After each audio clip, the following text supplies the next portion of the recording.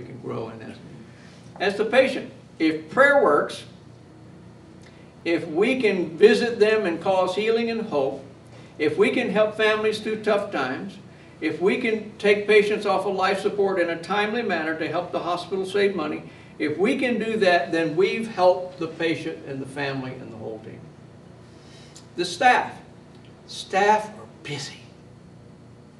Some of them are Christians. Some of them are believers. Some of them are people of faith. They go, I wish I could stay 3 more minutes and talk. I don't have time. I got to give these meds. I got to do this breathing treatment. I've got to take blood here. I have got a schedule. I wish I could. But if they know you're here, they can call you. They can get connected with that. I mean, I do have, and I'm not saying employees can't, because I have people that clean the room who pray with patients. Nurses do, respiratory. Here's a good trick. When I've been in a room and it's time to pray, and here's a respiratory therapist standing there waiting to do their job. If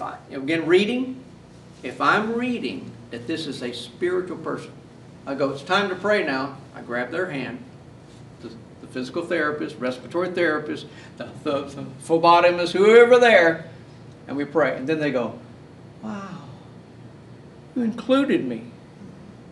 What do we ministers do so often? Okay, I'll wait till they leave so we can pray.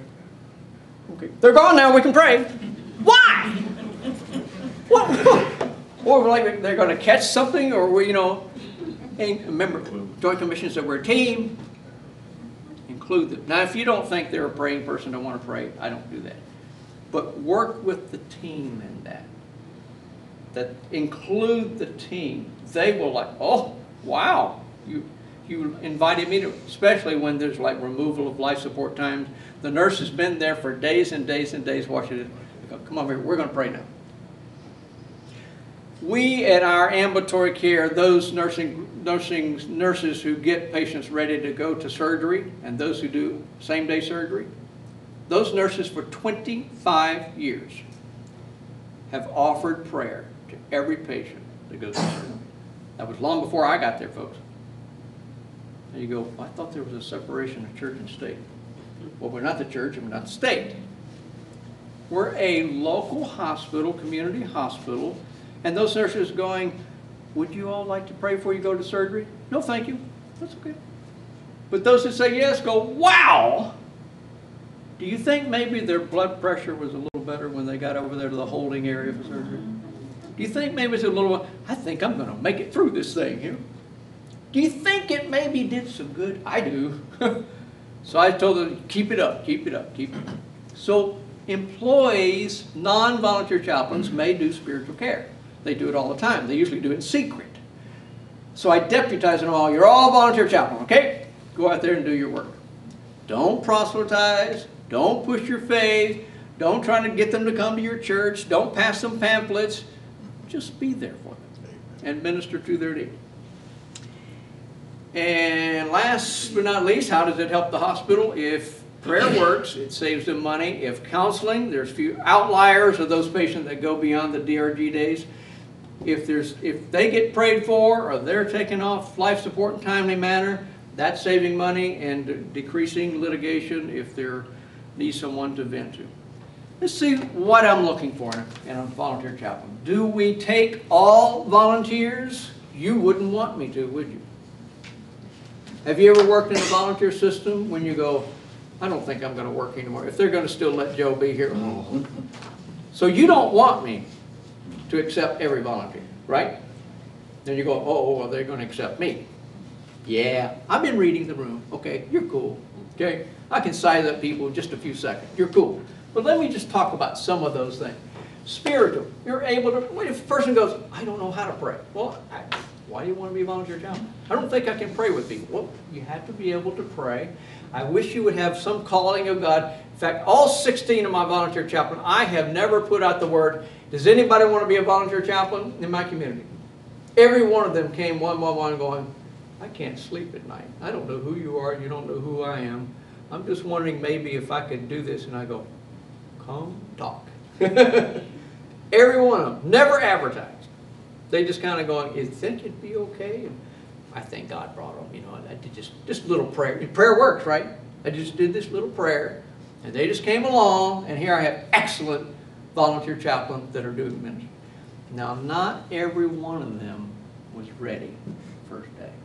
And some of them I wasn't too sure. In fact, I was going, buddy, I don't think this is going to work. We have to have a talk. You're just too strong-minded. I have my volunteer chaplain that's a PhD in biochemistry. He is the one that invented the glue that they glue the pig valve in the heart. Wow. He is a multimillionaire. I mean, this is in 43 countries. Well, Nick knows a whole lot about medical. And I'm going, Nick, I know you know this stuff. That's not your job to explain. He loves to go into surgery and watch them use their glue, you know. They use it on knees and everything else now. He's brilliant, but he's not supposed to be that then, okay?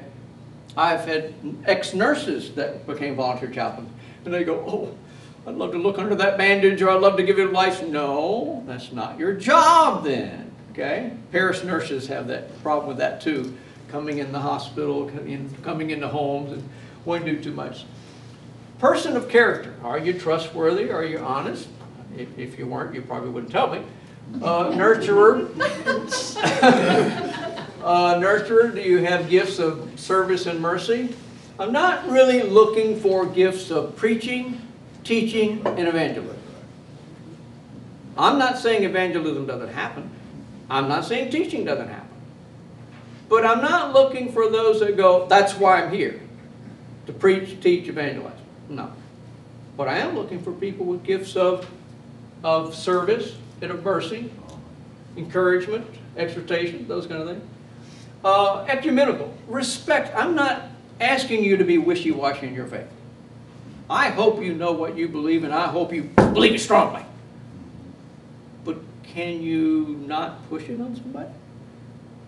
Can we not force it on somebody? Can we just go, respect that? I'm not saying water down your theology or change your opinion. No. Every hospital chaplain, staff chaplain has to be ordained by a certain denomination. Jewish, Catholic, a bunch of Protestant. And if we quit believing that, they'll take away our ordination.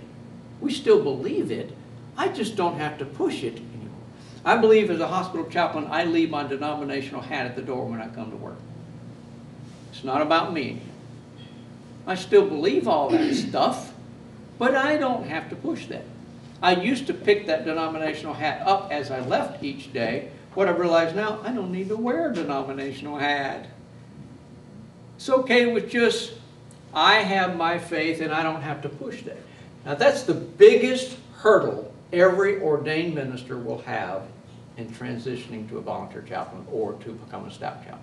It's just the hardest thing. Because we've been in those four walls, in those trappings, in that thought, and it's just hard to get ourselves out of that mold into a different field of an arena where people might disagree. Can I ask you a question? Yes, sir. What if the patient start to inquire about certain doctrines? Yeah. And ask you about, begin to ask you questions that you would obviously explain from your denominational view, whatever. If they say, what's your first name? Mitchell. Mitchell. If they said, Mitchell, what do you believe about this? Then they've asked me, okay? But if they go, I've been wondering about this, would you like to explore that? So again, I'm not saying people don't get a chance to look at different perspectives. Your motive, your goal is not to change their mind. So then they go, Larry, what do you think about this? If you want to know what, you've asked what I think about this. That's what I think. Without going, and then I think you. Yeah. It's like sick 'em to a dog sometimes to say, what do you think? And you just waiting for that, okay? So if your motive isn't to come in there and convert them and change them, but they're open. Back to reading, can you read people when they really want to? It's all back to that, folks. If you can read well, really well, then I say, real quietly, you can evangelize. Okay? Don't quote me on that, but if you can't read well, you better be honest with yourself. I don't pick up on a lot of things, and maybe I'm not seeing everything here. Maybe I'm pushing too much, okay? But if you can read well, then